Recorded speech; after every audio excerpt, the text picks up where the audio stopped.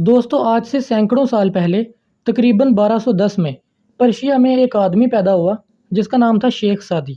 اس نے ایک کتاب لکھی جس کا نام تھا دی گلستان۔ یہ کہانی اس کی اسی کتاب کے بارے میں ہے۔ ایک آدمی ہے ایمرسن، وہ شیخ سعدی کے بارے میں کہتا ہے کہ یہ بڑا عظیم سٹوری ٹیلر تھا، یعنی قصہ گو تھا۔ اس کی جو کتاب ہے گلستان، اسے ہم دنیا کی مذہبی کتابوں میں سے ایک کتاب بھی کہہ سکتے ہیں۔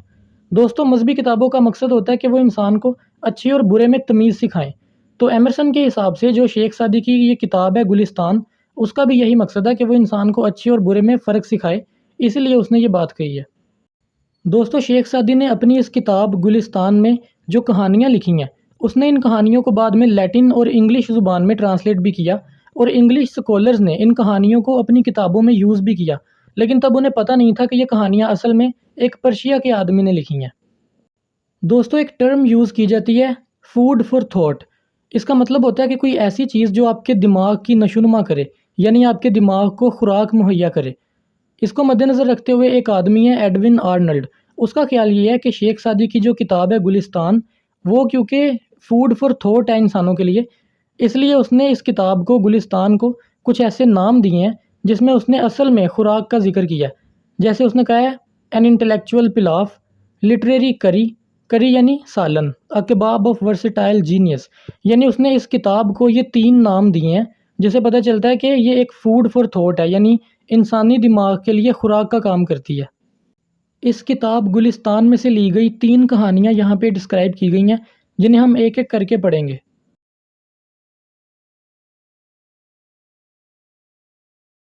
ایک دفعہ کا ذکر ہے کہ ایک بادشاہ اور اس کا پرشین غلام سمندری سفر پر جاتے ہیں۔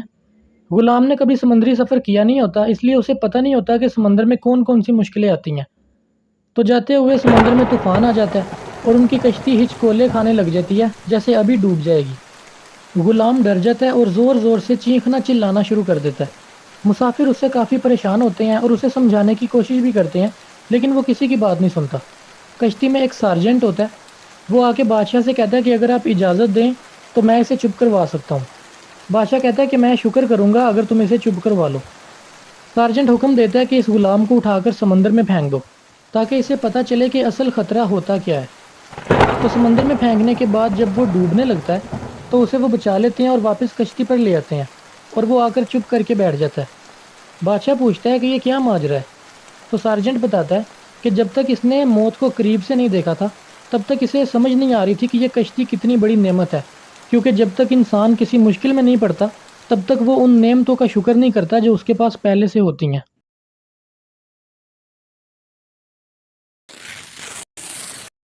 ایسا کہا جاتا ہے کہ ایک بادشاہ تھا جو اپنے انصاف کی وجہ سے بڑا جانا جاتا تھا۔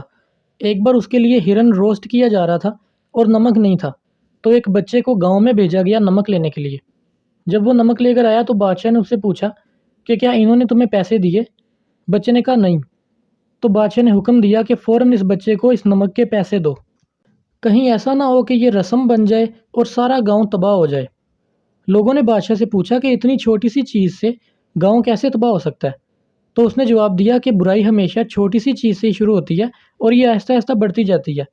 اگر ایک بادشاہ اپنے رعایا کے باغ میں سے ایک سیب کھاتا ہے تو کل کو اس کی فوج پورا درخت گرا دے گی سیب کا، اور اس کی فوج کے جاننے والے لوگ اس گارڈن کو ہی پورا تباہ کر دیں گے، اور آج نہیں تو کل بادشاہ تو مر جائے گا، لیکن اس نے تو صرف ایک سیب کھایا، لیکن اس کے مرنے کے بعد برائی ہمیشہ بڑھتی چلی جائے گی۔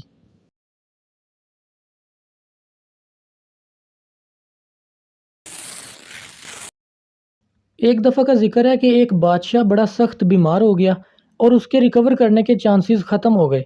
تو ڈاکٹرز نے اسے کہا کہ اس کو ریکور کرنے کا ایک ہی طریقہ ہے، اور وہ یہ ہے کہ ایک لڑکا جس کے اندر کچھ خاص کوالٹیز ہوں اس کو قربان کیا جائے۔ تو بادشاہ نے حکم جاری کیا کہ ایسے لڑکے کو ڈھونڈا جائے۔ تو پتہ چلا کہ ایک کسان کا بیٹا ہے جس کے اندر یہ کوالٹیز ہیں۔ بادشاہ نے اس کے ماں باپ کو بہت سارے پیسے دیے اور اس لڑکے کو قربانی کے لیے چن لیا۔ قاضی نے فتویٰ دیا لڑکے کو قربان کرنے کا، اور لڑکے کو اٹھا کر قربان گاہ میں لایا گیا، اور جلاد بالکل تیار تھا اسے ذبح کرنے کے لیے۔ اسی دوران لڑکے نے آسمان کی طرف دیکھا اور مسکرایا۔ بادشاہ نے اس سے پوچھا کہ تم اس حالت میں کیوں مسکرا رہے ہو؟ تو لڑکے نے کہا کہ ماں باپ کے لیے اس کی اولاد بہت زیادہ عزیز ہوتی ہے، لیکن یہاں تو خود میرے ماں باپ نے مجھے بیچ دیا ہے، اور قاضی وہ بندہ ہوتا ہے جو انصاف فراہم کرتا ہے، لیکن یہاں تو قاضی نے خود فتویٰ دیا ہے کہ مجھے قتل کیا جائے، اور بادشاہ یہ سمجھتا ہے کہ میرے قتل سے وہ ٹھیک ہو جائے گا۔ اس لیے میں نے اللہ کے سوا کسی اور کو اپنا مددگار نہیں پایا، اور میں کسی کو کمپلین بھی نہیں کر سکتا، کیونکہ میں نے جس کو کمپلین کرنی ہے وہ خود ہی مجھے قتل کرنا چاہتا ہے، یعنی بادشاہ لڑکے کی یہ باتیں سن کر رونے لگا، اور اس نے کہا کہ ایک معصوم لڑکے کا قتل کرنے سے بہتر ہے کہ میں مر جاؤں، اور اس نے لڑکے کو چھوڑ دیا۔ ایسا کہا جاتا ہے کہ اس واقعے کے 1 ہفتے کے بعد ہی بادشاہ بالکل ٹھیک ہو گیا۔ دوستو، یہ وہ 3 سٹوریز تھیں جو شیخ سعدی کی کتاب گلستان میں سے لی گئیں۔ مجھے امید ہے آپ کو ویڈیو پسند آئی ہوگی۔ اگر آپ کا کوئی سوال یا سجیشن ہو، آپ کومنٹس میں بتا سکتے ہیں۔ ملتے ہیں اگلی ویڈیو میں، تب تک کے لیے اللہ حافظ۔